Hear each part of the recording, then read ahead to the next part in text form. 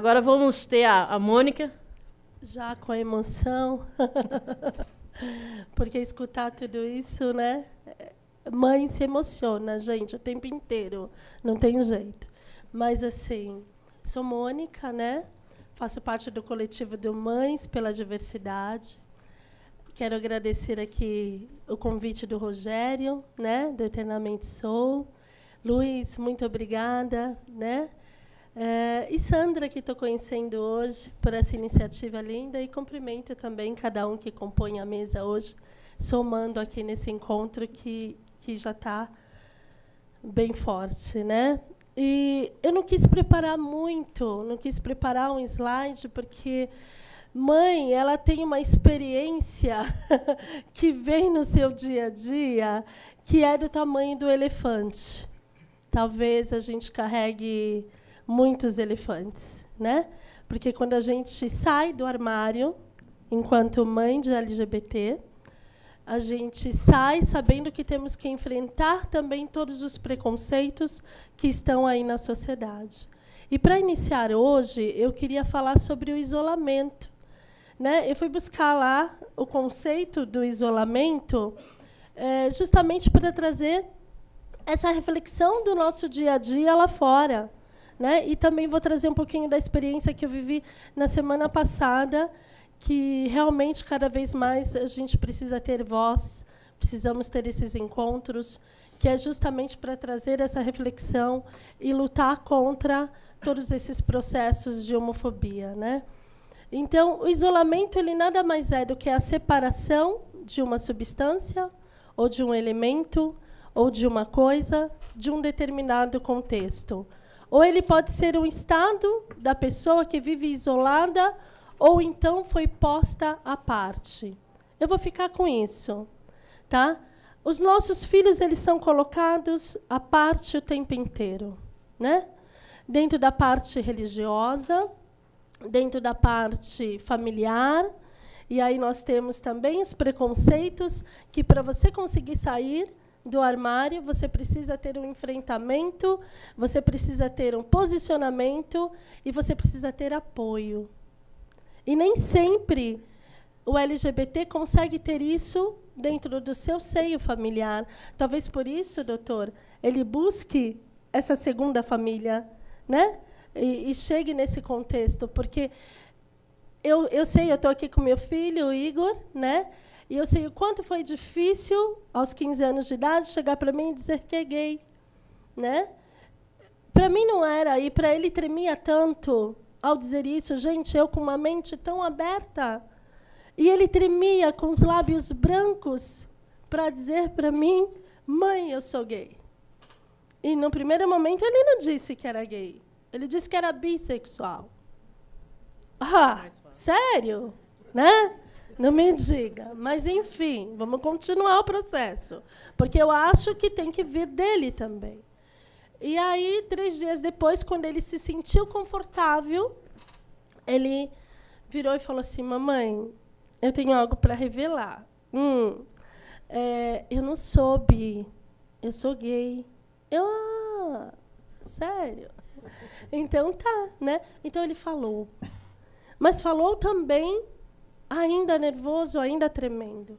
E como foi enfrentar tudo isso no contexto familiar? Religioso, né? Meu marido muçulmano, meus pais católicos, e como que é todo esse processo dentro do muçulmano, dentro do católico, e a gente tem essa espiritualidade para enfrentar também. Né? E fui e saí do armário junto com ele. Porque, desde então, a gente sabe. A mãe sabe. Mas existe, sim, um trabalho, e assim, agradeço muito por fazer parte desse coletivo do Mães que abraça profundamente essa causa. Porque, quando a gente sai lá fora, a gente escuta o tempo inteiro, nossa, tia, você está aqui com seu filho? Nossa, que legal! A minha mãe nem sabe. Né? E quantas vezes, quando a gente está na parada, que passa, que eles choram, e nos abraçam e choram, porque queriam ali uma mãe ou um pai que simplesmente abraçasse e dissesse, nossa, eu estou aqui com você.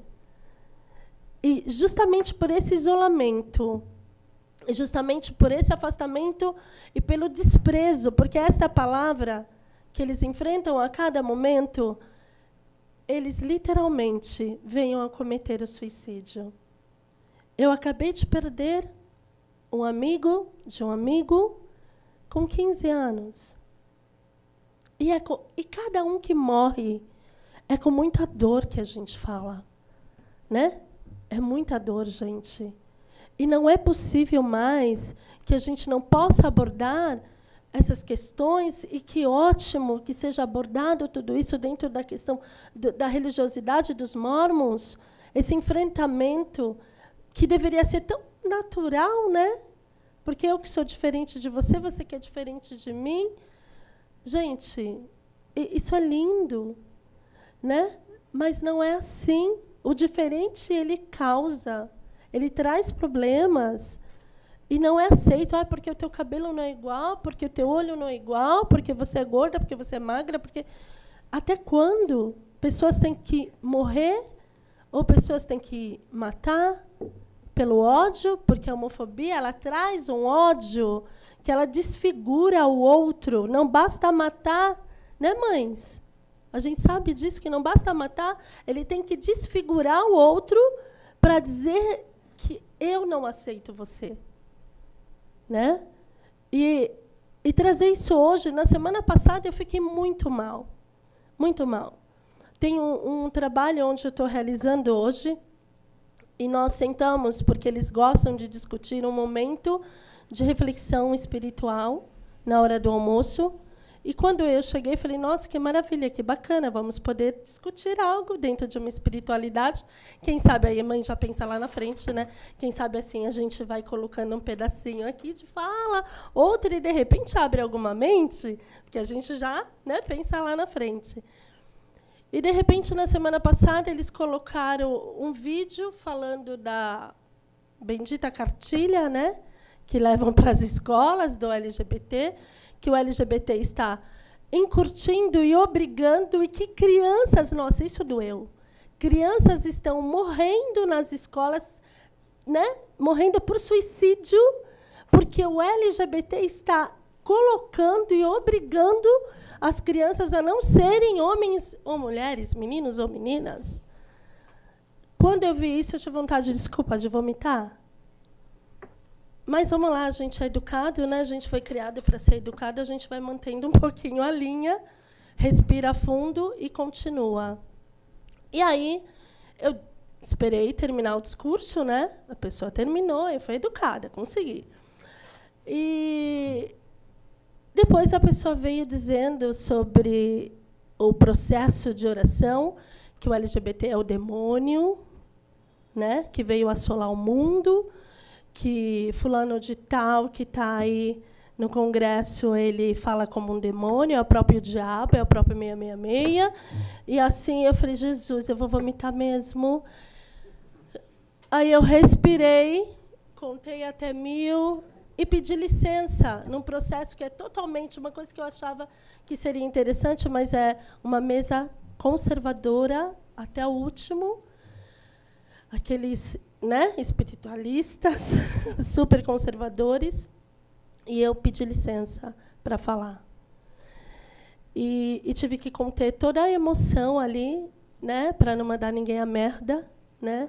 Falei assim, não vou mandar você, não posso, e você se contém, porque é o teu ambiente profissional, você também não pode misturar tanta coisa assim, mas eu também não podia me silenciar. E, gente, foi engraçado depois ver a carinha de cada um dizendo, eu tenho filho gay, gay afeminado. Olha que interessante. Vamos discutir isso, vamos conversar um pouquinho? Porque isso dói a minha alma.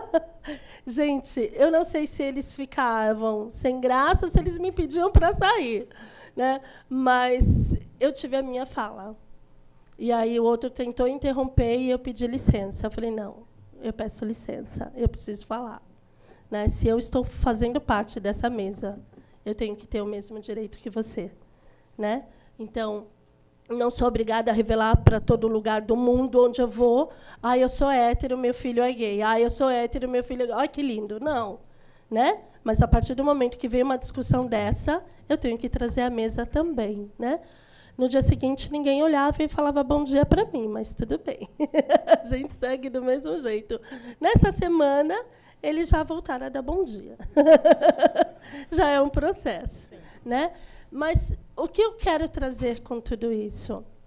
Que realmente o suicídio ele é trazido no seu dia a dia pelos jovens que não têm essa formação ainda, essa estrutura, essa aceitação, é muito pesado. É muito pesado. Porque o que os nossos filhos querem é amor. Né? É ser aceito. E, quando não estão muito corretos, a gente vai lá e orienta e diz, olha, não é bem esse caminho. Mas nunca, por ser gay, por ser lésbica, por ser trans, isso não deve ser o que está dentro do seio familiar. Então, o seio familiar tem que ser mudado também. Temos que ter palestras para isso. Né? Vamos, em cada família, explicar um pouquinho tudo isso. Mas o que eu trago enquanto coletivo de mães é, estamos aqui, a gente grita mesmo, dá licença, sai da frente, seja lá o que for, nós queremos passar com o nosso amor. E nós vamos continuar passando com o nosso amor. Porque, assim, naquele dia da fala, foi uma experiência muito forte para mim ter que enfrentar toda aquela banca conservadora com amor. Não foi fácil. Olhar para cada um deles e pensar exatamente, eles ainda não sabem o que falam, sabe? E eu disse, e eu propus, falei, olha, escuta o outro lado um pouquinho. É bom refletir sobre o outro lado. É importante escutar. Isso tudo que você está dizendo está distorcido, porque você escuta um lado só e leva isso para frente, e leva esse ódio para frente. Né? Talvez, se você escutar o outro lado, você vai entender. Estou aberta. O coletivo das mães também está aberto a isso, a essa discussão, se você quiser conhecer.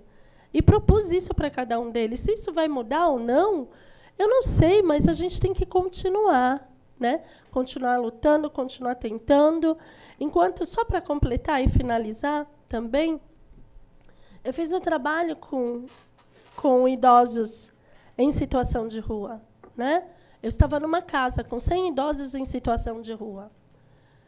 Ou seja, existe total discriminação, como você colocou, Milton, mas o assunto que você trouxe dentro da parte de LGBT, o que era mais assustador é que, realmente, os profissionais já têm um preconceito absurdo, e, quando chegou um LGBT na casa, foi um furdúncio para conseguir acolher, para conseguir trazer o processo de reflexão, para não ter a discriminação. E, detalhe, ele não era brasileiro.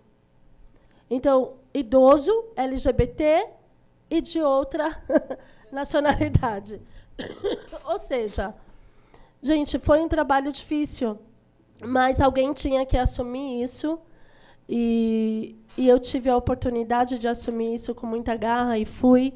E fiz um trabalho, e fiz encontros, e fiz debate, e trabalhei também com os profissionais essa discussão, mas os próprios moradores começaram a entender um pouco mais quando eu trouxe a reflexão, porque uma das coisas que a gente não conseguia aceitar e engolir era realmente o preconceito que se tinha. Se você parasse para pensar, eles estavam vivendo as mesmas situações de discriminação, né? De deixar de não ter um lar e tudo. Eu cheguei a ouvir que falar, o que esse estrangeiro está fazendo tomando lugar de brasileiro aqui? E ainda é gay. Né? Então, e para tirar esse discurso?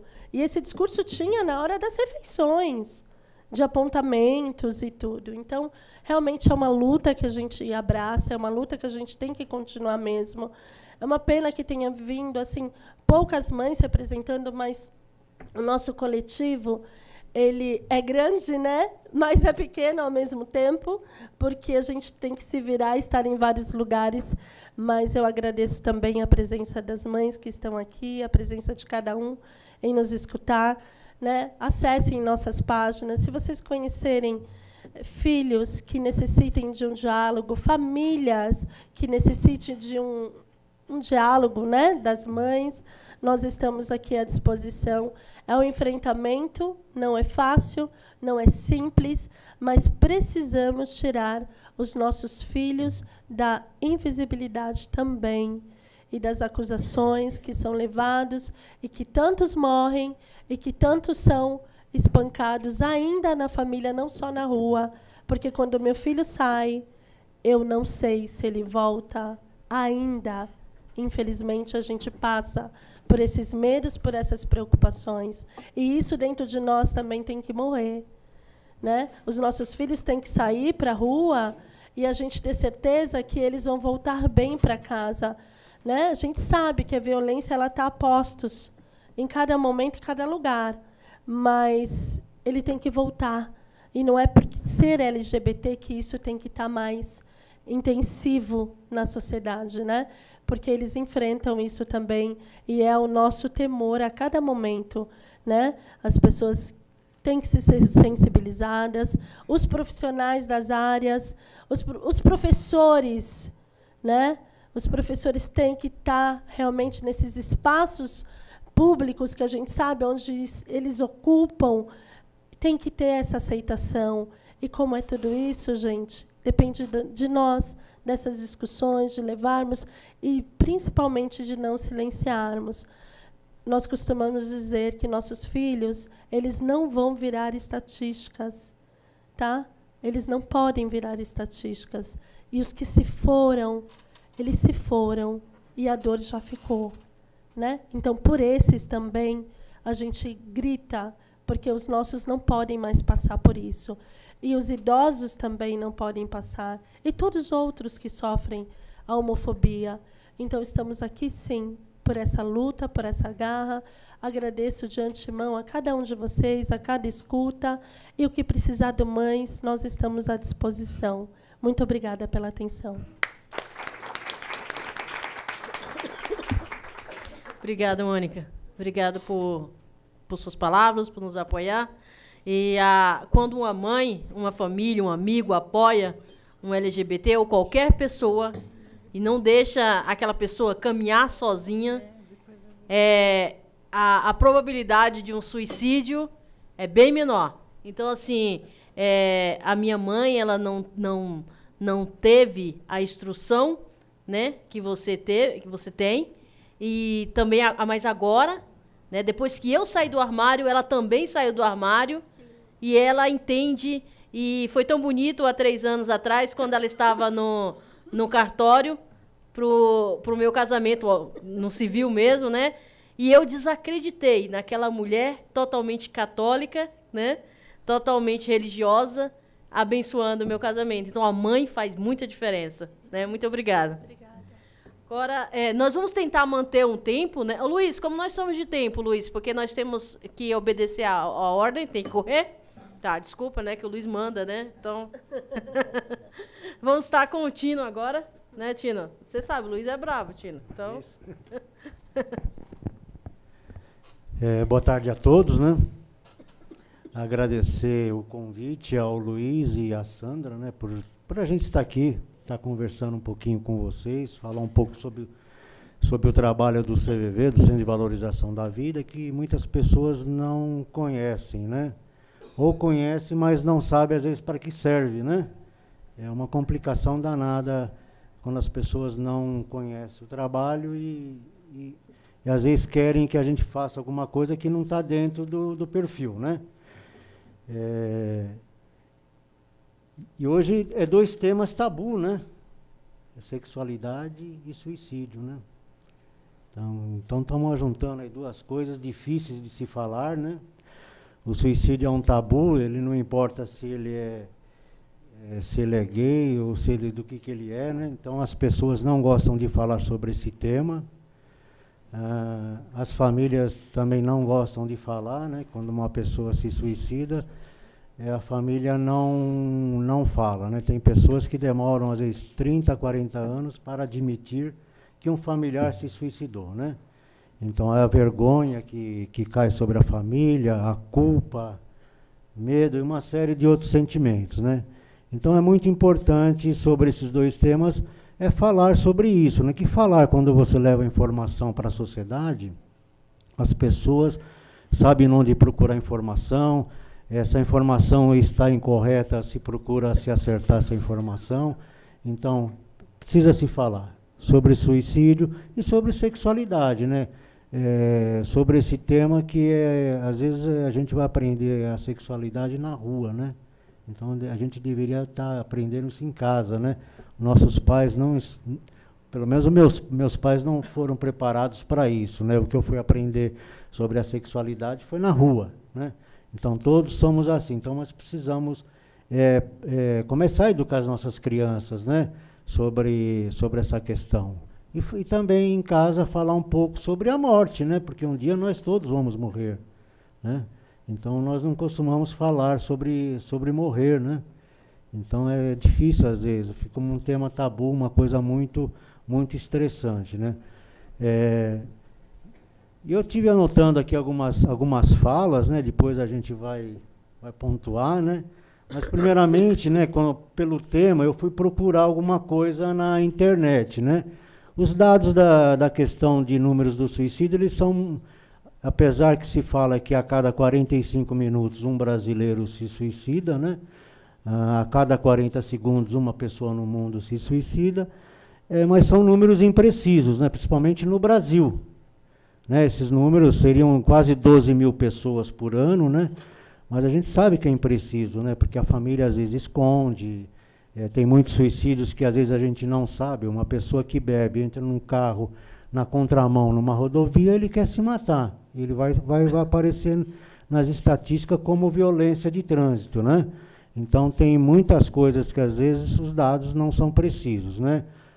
Os especialistas falam que o número deve ser muito maior do que isso sobre o suicídio, né?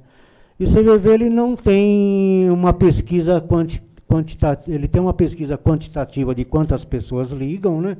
Mas não qualitativa. Eu não sei a pessoa, quando liga para o CVV, o que ela é, né? Se ela é LGBT, se ela é idoso, porque a maioria do nosso atendimento é pelo telefone, e nós às vezes não conseguimos saber o que é aquela pessoa, que é simplesmente uma pessoa que está lá conosco conversando, né? Então, a gente não tem esses números. Eu não sei dizer também quantas pessoas desse grupo LGBT liga para o CVV, né? Acredito que são muitas, né? Que eu já atendi alguns, então acredito que tenha bastante pessoas ligando, né? Mas acho que deveriam ter sido mais, deve ter mais pessoas que ligam. Por questão também do sigilo, que o nosso trabalho ele é todo sigiloso, né? A pessoa que liga para o CVV, que hoje é um número 188, né, que é um número nacional, você liga de qualquer lugar do país, você fala com um voluntário do CVV. E o mais importante, que é totalmente gratuito, né? Anteriormente você ligava, quem ligava ficava com o custo da ligação, né? Hoje não, hoje você pode falar de qualquer aparelho fixo, celular, que você fala, você não paga nada, né? A ligação agora fica por conta do Ministério da Saúde, por causa de um convênio que o CVV fez com o Ministério da Saúde, né? Então, é muito importante se falar sobre suicídio. Eu, pesquisando na internet, vi alguns dados, né? Mas eles pode ser que não sejam corretos, né? Alguns os estudos mostram que o público considerado LGBT tem risco maior de cometer o suicídio, como uma pesquisa realizada na Universidade de Colômbia, nos Estados Unidos, né, com 32 mil jovens anônimos, né, entre 13 a 17 anos, estudantes de escola pública, concluíram que adolescentes gays são 5 vezes mais propensos a tentar o suicídio do que os heterossexuais. E os adolescentes que vivem e estudam em locais que aceitam melhor gays, lésbicas, têm 25% menos de probabilidade. E tem um outro estudo feito por um tal de Fabrizio Marrazzano, de uma entidade Arco-Íris Gay Center da Itália, com 4 mil adolescentes, né, revelou que 1/3 dessa população já pensou em suicídio, né? Então, são números muito grandes, né? No Brasil, você não tem dados, então a gente não tem como falar sobre números, né? Mas os números devem ser grandes, né? Então, a gente sabe que a população LGBT, ela também, muitos vivem num gueto, né? A gente não consegue também acessar, né? Eles não conseguem, às vezes, ultrapassar aquela coisa do gueto deles, né? Então fica muito difícil, às vezes, de saber, de até entender realmente o que passa com essa população, né? O que é o CVV? Todos sabem, já viram falar do CVV? Quem nunca viu falar do CVV? É bem conhecido, né? Acredito que do CVC todo mundo já viu falar, né? CVC, né? É CVV, é Centro de Valorização da Vida. O CVV é um serviço realizado por voluntários, todos são voluntários, lá ninguém ganha nada, desde quem está na coordenação momentaneamente, né? Até o voluntário que vai lá fazer o plantão, todos são voluntários, até às vezes a gente põe a mão também no bolso, né? Porque material de divulgação, você tem que fazer de algum jeito, tem que fazer. Então, é o próprio voluntário que paga, né? Não recebemos verbas de governo, nem do Estado, nem da União, nem do município, né? Algumas unidades CVV têm, às vezes, apoio da prefeitura, né?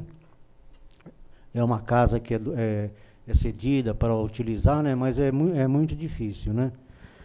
Então, qual é a missão do CVV? É valorizar a vida, contribuindo para que as pessoas tenham uma vida mais plena e, consequentemente, prevenindo o suicídio, né? Isso não importa a condição da pessoa, né?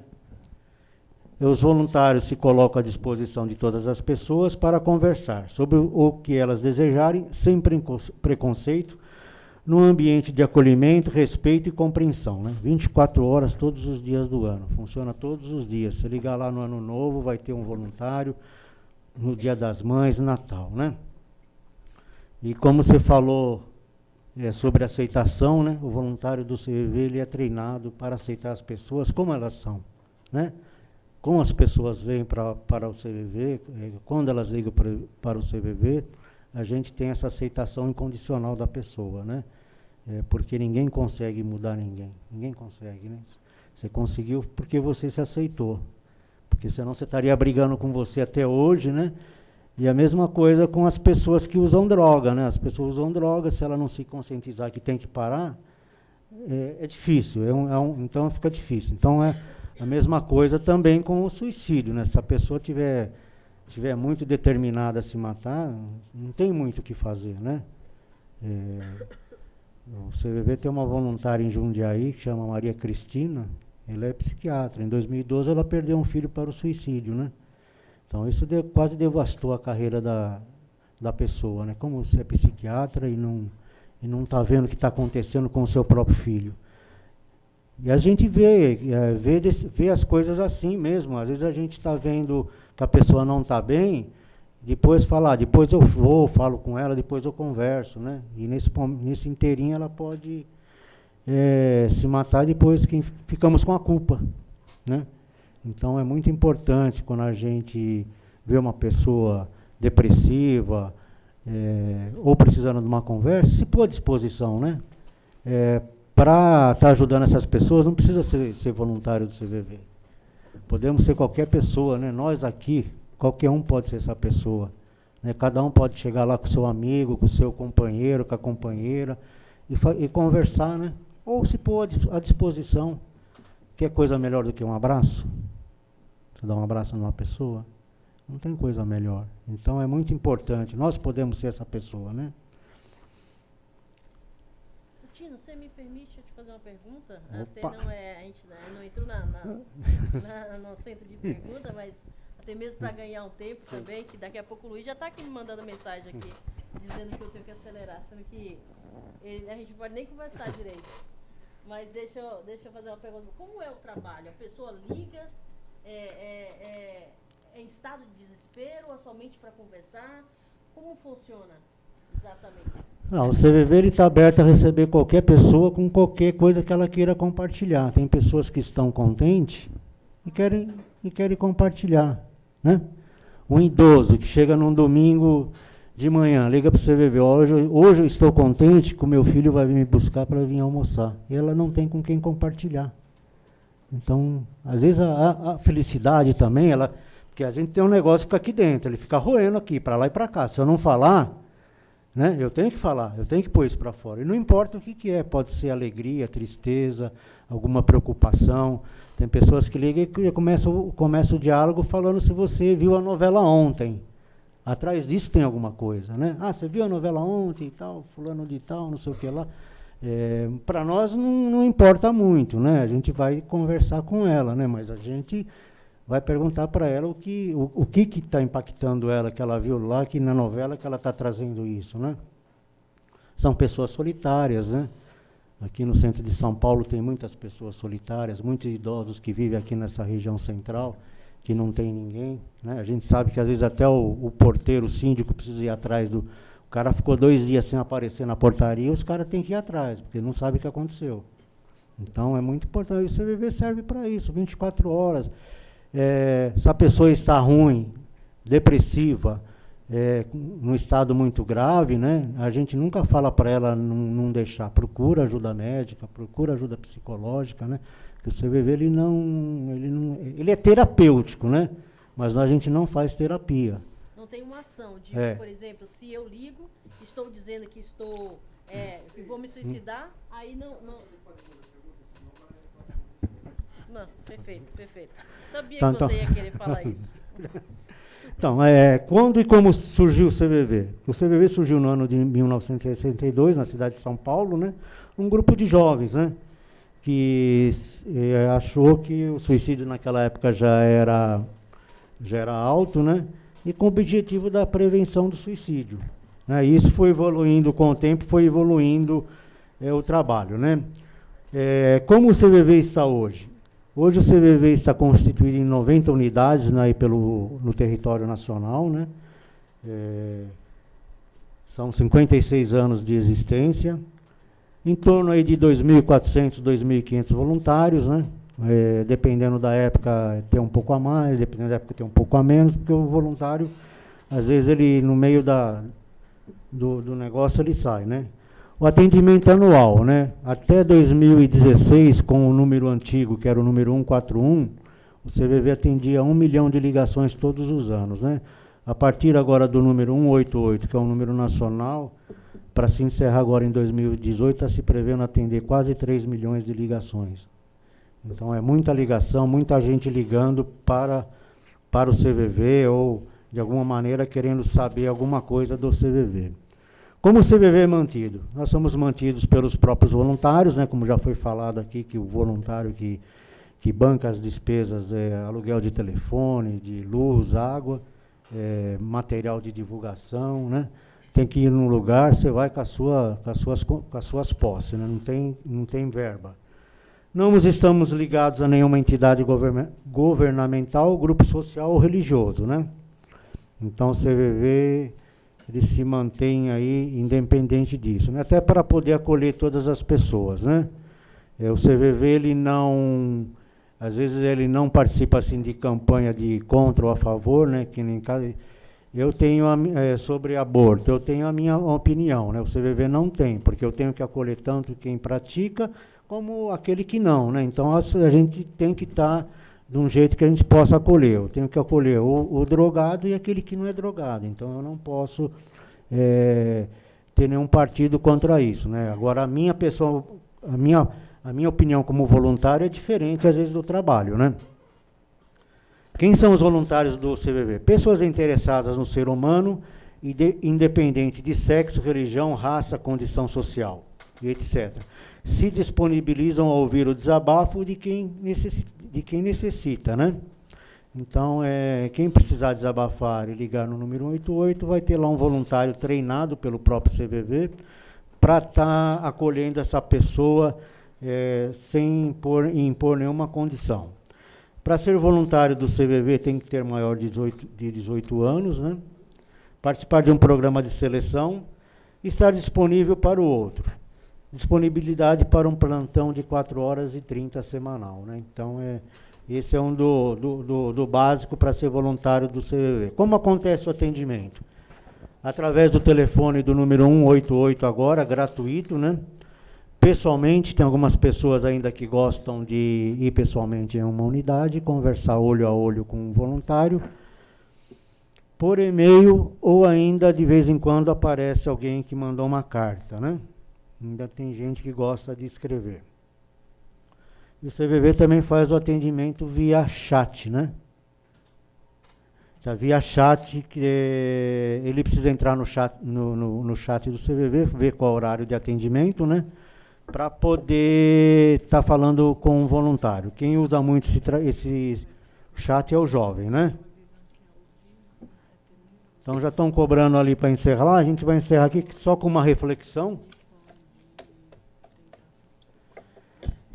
Quando o ser humano se desarma de todos os preconceitos, sejam eles raciais, religiosos, sociais, sexuais, psicológicos, culturais, de todos, sem exceção, ele consegue ouvir o que os outros estão dizendo, né?